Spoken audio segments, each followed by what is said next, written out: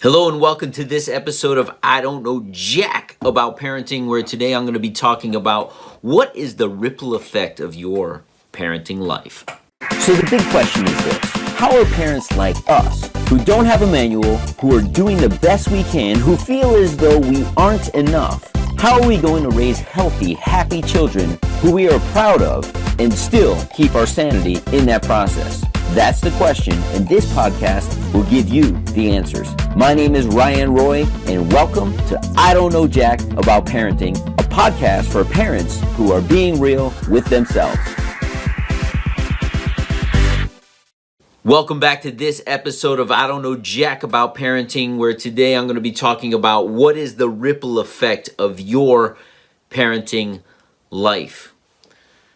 You know, I always kind of like to start off and tell you what was my thought process when this came up. And not too long ago, I was out for a run with a good friend of mine, and he just happens to be a pastor of a church. And we started talking about the ripple effect, like we don't know who we're affecting. It happened to be right after Easter Sunday. He has a very small, as he's a new church, a very small congregation.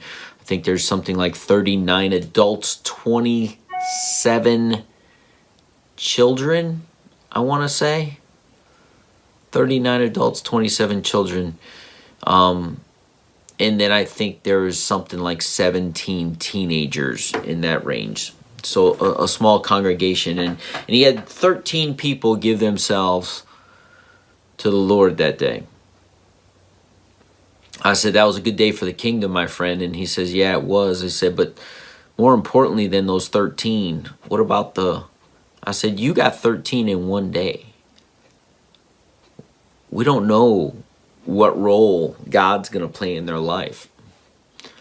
And imagine the ripple effect of those 13 over the next 20 years if they accept their calling. And we started expanding on that. We started talking. You know, I don't know the ripple effect of this.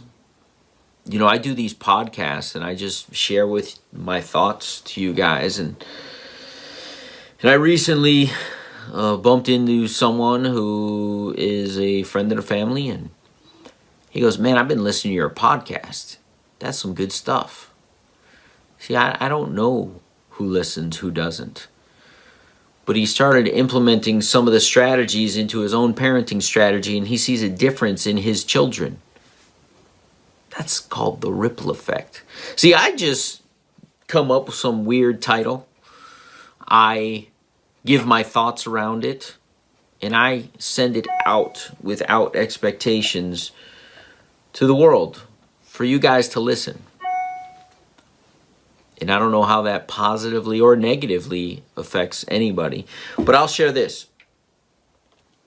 I have a client right now who is a foster parent. And they have 2 little ones, and they've had 3 come through their house. They're a fairly young couple, and they're in the process of building a home where they can have up to 10 children that they can foster and or adopt.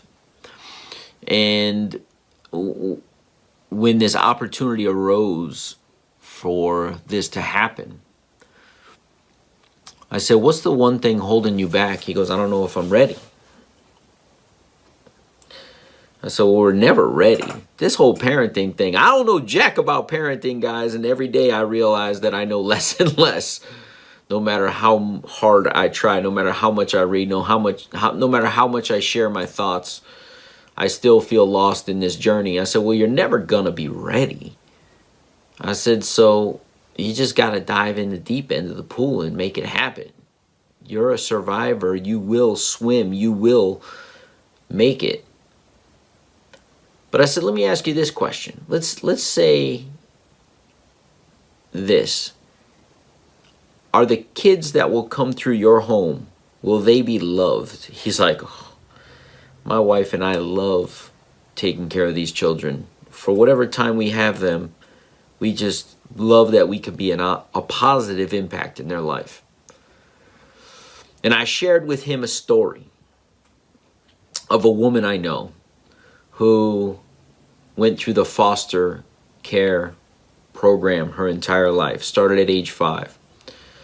She says she still remembers that first home. It was the first and only home where she really felt truly loved. She bounced around to 13 other homes over the course of her journey. They say that it's a fraction of a percent of foster children who ever finish and get a college degree. She happens to be one of them. She attributes her success in that way to knowing what it felt like to be loved unconditionally. And it was that first foster family that gave her that love. So as I shared that story with him, I said, now you know you can do that for that person. For those kids, if they're in your house. But those other 13 families were not such nice experiences. Think about the ripple effect in a negative direction if you don't create this home for these children. And how many other are going to be on the poor end of that statistic because you didn't know if you were ready. See, as my friend and I were jogging the other day, we got into that discussion. For every opportunity to have a positive ripple effect, there's an opportunity to have a negative ripple effect. And if we don't show up the way that we say we will, that has a negative impact on somebody else. Somebody else has to pick up the slack because you were unable to perform in the way that you said you were going to. So I talk a lot on these podcasts about integrity. See, I don't know jack about parenting, but I know integrity is important. I know respect is important. I know the only true thing that we have in this world is our name and our honor, and we have full control of that as long as we behave accordingly and act accordingly. And the ripple effect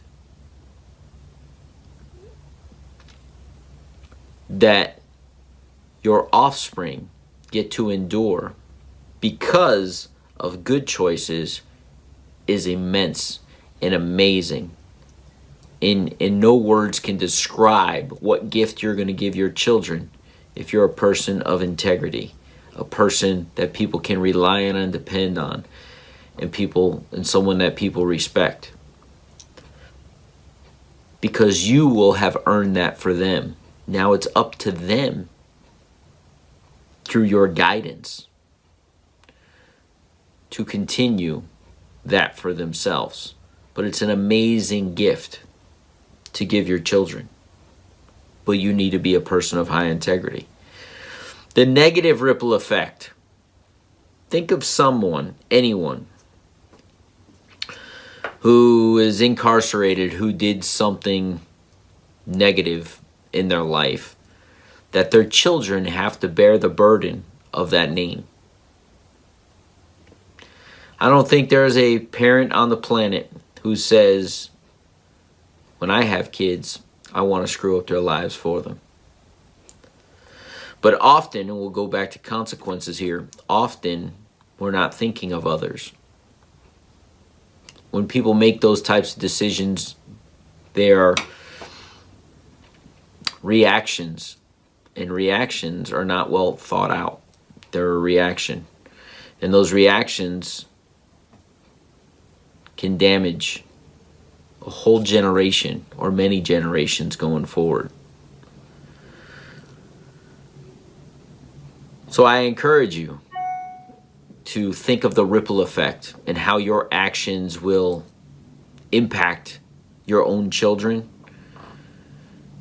and your children's children in generations to come. But more importantly, how is it going to affect them today? See, this life is just a string of micro decisions. And if you make more good decisions than bad decisions, more right decisions versus wrong decisions, you'll have a better life. You'll have a good life if you make more good than bad. And you just need to make one more good decision than bad. But if you could tip the scales far in the favor, you'd be better off. And vice versa. If you make more bad decisions than good, your life will be bad. I'm a football fan, so I think of this as win-loss records.